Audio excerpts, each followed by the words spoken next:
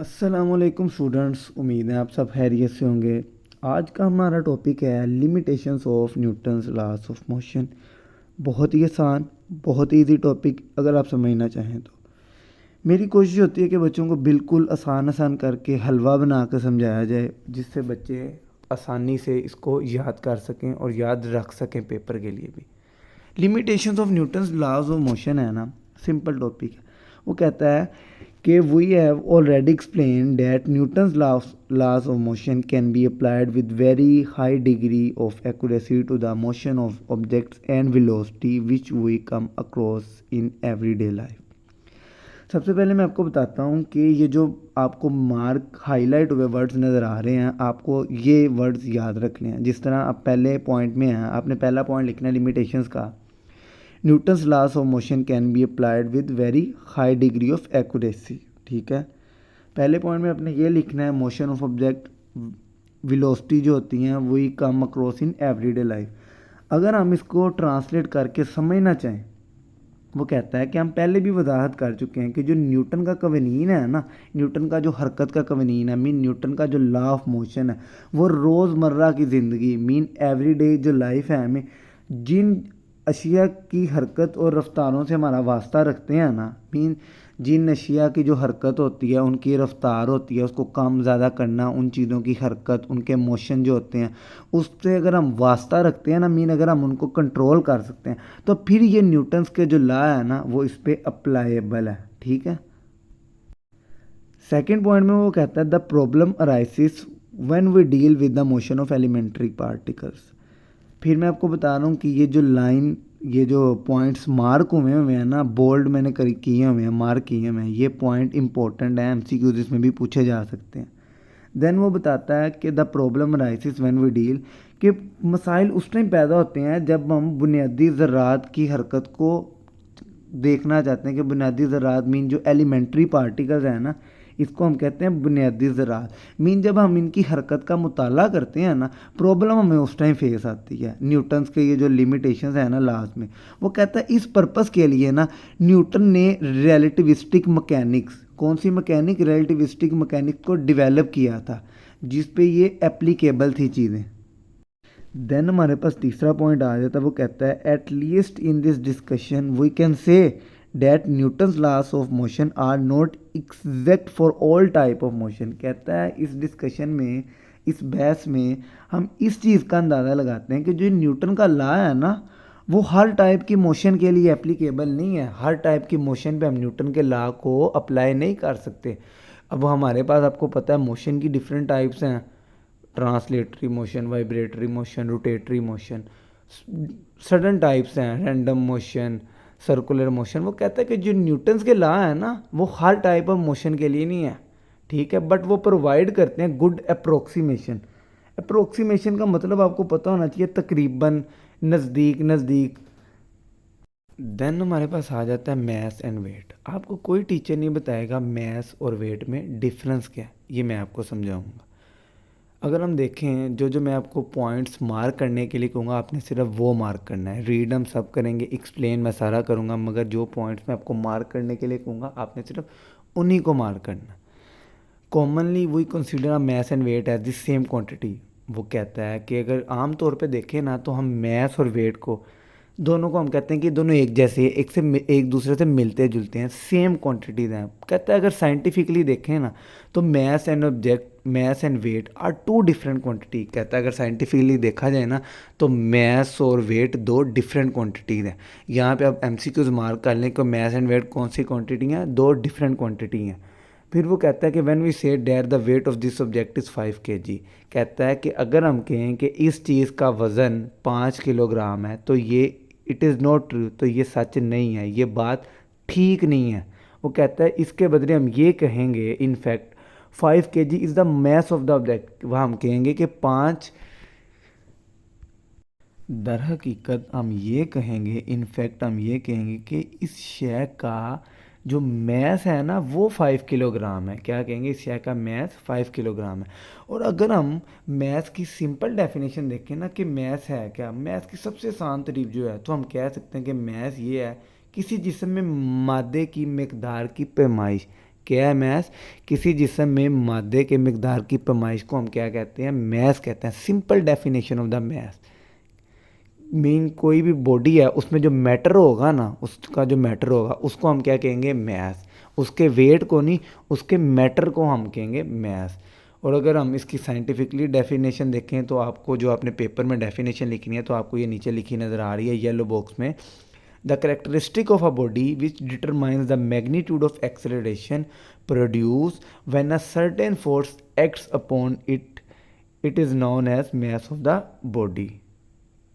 मसलन के ये जो डेफिनेशन है वो बताती है कि बॉडी की वो करेक्टरिस्टिक है जो डिटरमाइन करती है, जो तयन करती है इस बात का कि किसी ख़ास क़ुव्वत लगने पर, कि जब कोई ख़ास क़ुव्वत लगती है, जब when a certain force acts upon, जब किसी चीज़ पे कोई ख़ास क़ुव्वत असर करती है तो उसमें क्या होता है? तेज़ी पैदा होती है। मीन अगर कोई ऑब्जेक्ट जा रहा है, कोई बॉडी है, अगर हम उस पर फोर्स लगाते हैं, अगर हम कोई इंसान है वो चल रहा है, तो अगर हम उस पर फोर्स लगाएंगे, उसको अगर हम दिखा देंगे तो वो क्या करेगा? वो तेज़ी से चलेगा, ज़ोर से चलेगा। तो यही बात इस मैस की डेफिनेशन में बता रहे हैं, जिसे हम क्या कहते हैं? It is known as mass of the body. Mean simple definition यही है कि ये बॉडी की वो खसूसियात है जिसमें हम तयन करते हैं कि जब भी कोई ख़ास क़ुव्वत किसी चीज़ पर लगती है तो वो तेज़ चलती है। ये आपको क्या करती है? तेज़ चलती है। इसको हम क्या कहते हैं? मैस ऑफ द बॉडी को। आपको मैंने एक्सेलरेशन कल भी बताई थी, आपको कोई नहीं बताएगा एक्सेलरेशन क्या होती है। मीन किसी बॉडी की रफ्तार, जो तेज़ रफ्तार होती है ना, जो बॉडी तेज़ रफ्तार पकड़ रही होती है, आहिस्ता आहिस्ता रफ्तार बढ़ा रही होती है, उसको हम एक्सेलरेशन कहते हैं। इस डेफिनेशन के बाद जो लिखने वाले पॉइंट हैं यहाँ पे आपको लिखा नज़र आ रहा होगा, mass is a scalar quantity. ये आपसे एमसीक्यूज़ में पूछा जा सकता है। आपने जब डेफिनेशन पूछी जाएगी तो आपने ये ज़रूर लिखना है। उसके बाद वो आपके पास मैस का यूनिट होगा। मैस का SI, the SI unit of mass is kilogram. कि मैस का एसआई यूनिट क्या है? किलोग्राम। ये आपको पता होना चाहिए। इसमें सबसे पहले अपने डेफिनेशन लिखने, डेफिनेशन के बाद बताना कि मैस कौन सी क्वांटिटी है, और देन हमने क्या बताना, मैस का यूनिट क्या है? किलोग्राम। देन हमारे पास ये जो येलो बॉक्स में नीचे नज़र आ रही है ना, ये है वेट की डेफिनेशन। किसकी डेफिनेशन? वेट की डेफिनेशन। सबसे पहले हमें पता होना चाहिए कि वेट का वेट कौन सी क्वांटिटी होती है। तो हमने यहाँ पे आपको लाइन लिखी नज़र आ रही होगी, weight is a gravitational force acting on the object. कि ये ग्रेविटेशनल फोर्स है कि जो किसी भी ऑब्जेक्ट पे एक्ट करती है। मीन कोई भी ऑब्जेक्ट है ना, क्या ज़मीन उसको ग्रेविटी अपनी तरफ खींचती है, इसी तरह ये हर ऑब्जेक्ट को अपनी तरफ अट्रैक्ट करती है। उसके बाद अगला इंपॉर्टेंट पॉइंट है एमसीक्यूज़ में पूछा जाने वाला, it is vector quantity. Weight कौन सी क्वांटिटी है? वेक्टर क्वांटिटी है। ये डायरेक्टेड क्या होता है? डाउनवर्ड। वेट जो भी है आप कहीं भी देखेंगे, जो वेट होगा उसका हमेशा झुकाव नीचे की तरफ होगा। Because of gravitational force, gravitational acceleration, because gravity हर चीज़ को अपनी तरफ अट्रैक्ट करती है। इस वजह से हर चीज़ का रुझान जो होगा, हर चीज़ का झुकाव नीचे की तरफ होगा, toward the centre on the earth, earth के सेंटर की तरफ। उसके बाद हमारे पास ये येलो बॉक्स में वेट की डेफिनेशन है। वो क्या बताता है? The weight of an object is equal to the force. किसी शय का वज़न इसकी कुव्वत के बराबर होता है। मीन उसकी फोर्स के बराबर होता है। Is equal to the force with which the earth attract the body, जिससे ज़मीन उस शय को अपने मरकज़ की तरफ, the with which the earth attract the body towards it centre, उस शय को अपने मरकज़ की तरफ खींचती है। इसको हम क्या कहते हैं? वेट। देन हमें पता होना चाहिए कि हम वेट को मेजर किस में करते हैं? न्यूटन में। वेट का यूनिट क्या है? न्यूटन। वेट को न्यूटन में मेजर करते हैं। और जो वेट है ना, ये डिपेंड करता है ग्रेविटेशनल फोर्स पे। किस पे डिपेंड करता है? ग्रेविटेशनल फोर्स पे। उसके बाद हमारे पास टॉपिक जो शुरू हो रहा है वो ग्रेविटेशनल फील्ड के बारे में है कि ग्रेविटेशनल फील्ड क्या होती है। सबसे पहले हमें ग्रेविटेशनल फील्ड की डेफिनेशन पता होनी चाहिए। वो कहता है gravitational field is a space, कि ग्रेविटेशनल फील्ड एक ऐसी स्पेस है अराउंड अ मैस, मैस के गिर्द, जिसमें in which another mass experience a force, जिसमें क्या करता है, जो दूसरा मास होता है वो क्या करता है? एक्सपीरियंस करता है फोर्स। किसकी वजह से? Due to gravitational attraction. Gravity के अट्रैक्शन की वजह से जो दूसरा मैस होता है वो एक्सपीरियंस करता है फोर्स का। ऐसी इस बात को हम क्या कहते हैं? इस फिनोमिना को, इस प्रोसेस को हम कहते हैं ग्रेविटेशनल फील्ड। उम्मीद है आपको ग्रेविटेशनल फील्ड की डेफिनेशन समझ आई होगी। यहाँ से हमारे लिए डेफिनेशन इंपॉर्टेंट है। सबसे ऊपर जब हमने पढ़ा, हमने लिमिटेशन ऑफ न्यूटन्स लॉ पढ़ा, जिसमें हमने 3 पॉइंट याद करने हैं। 3 पॉइंट याद करने के बाद हमने differentiate between mass and weight करना है, देन हमने ग्रेविटेशनल फील्ड की डेफिनेशन करनी है, बिकॉज ये टॉपिक शॉर्ट के लिए।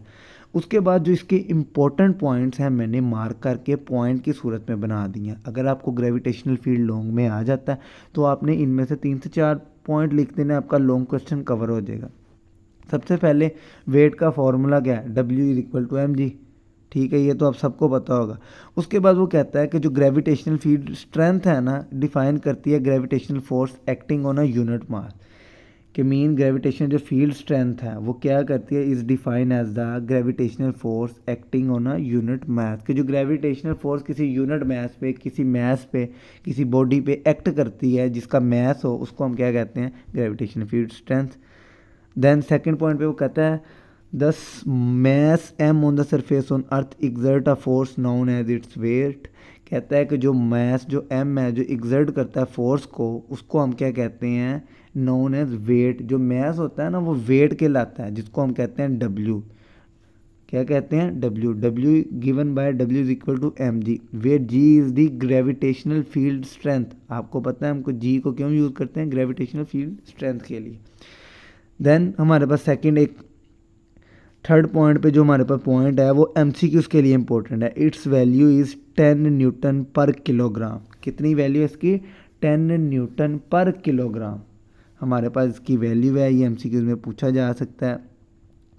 इसके बाद हमारे पास अगला पॉइंट है as the value of G varies, कि जब वैल्यू के जी वेरी करती है एक प्लेस से दूसरे प्लेस पे, ठीक है, फ्रॉम प्लेस टू प्लेस, हर प्लेस के साथ साथ, एंड ऑल्सो विद एल्टीट्यूड, और उसकी एल्टीट्यूड के साथ। Therefore the value of weight does not remain the same everywhere, because जो वेट होता है ना वो हर जगह जो वेट की वैल्यू है, अगर वेट है ना, हम कहते हैं कि ये 2 किलोग्राम है, इसका वेट 3 किलोग्राम वेट है, तो जो वेट की वैल्यू होगी ना वो चेंज होती जाएगी point to point, place by place. किसकी वजह से, उसकी हाइट की वजह से। बिकॉज कोई वेट है वो किसी हाइट पे है, और हाइट पे आपको पता है कि पोटेंशियल एनर्जी होती है, और जब भी कोई ऑब्जेक्ट कोई वेट हाइट पे होता है तो ग्रेविटी अट्रैक्ट करती है, ग्रेविटी उसको अपनी तरफ खींचती है। तो आप देखेंगे प्लेस टू प्लेस, अचानक वो ऊपर से कोई चीज़ जब नीचे गिरती है, place to place, point to point वो चीज़ जब नीचे आती है, तो हम बताते हैं कि जो वैल्यू है वेट की वो हर जगह सेम नहीं होगी। ठीक है, इसके बाद अगला पॉइंट है it varies from place to place according to variation in G. वो कहता है कि ये वेरी करती है हर जगह पे, हर जगह से दूसरी जगह। इसमें अकॉर्डिंग टू, किसके according, variation in G. Variation का मतलब होता है चेंज। जी क्या है, ग्रेविटेशनल फील्ड स्ट्रेंथ। जब ग्रेविटेशनल फील्ड स्ट्रेंथ में चेंज आता है तो तभी वेट में चेंज आता है।